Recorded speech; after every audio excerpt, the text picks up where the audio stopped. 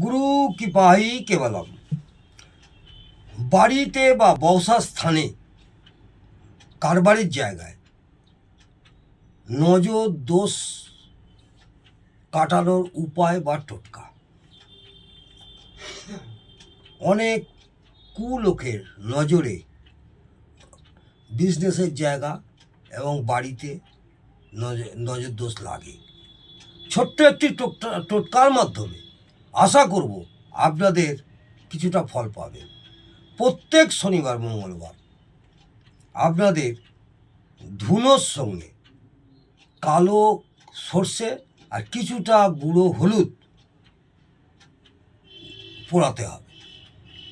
সেই ধোঁয়া খেয়াল রাখতে হবে যেন সারা বাড়িতে ছড়ায় এবং বিজনেসের জায়গাও চারিদিকে ছড়ায়। এইভাবে বেশ কিছুদিন করুন, আশা করব আপনাদের বাড়ি এবং কারবারের জায়গায় নজরদোষ কাটবেই কাটবে। জয় মা তারা।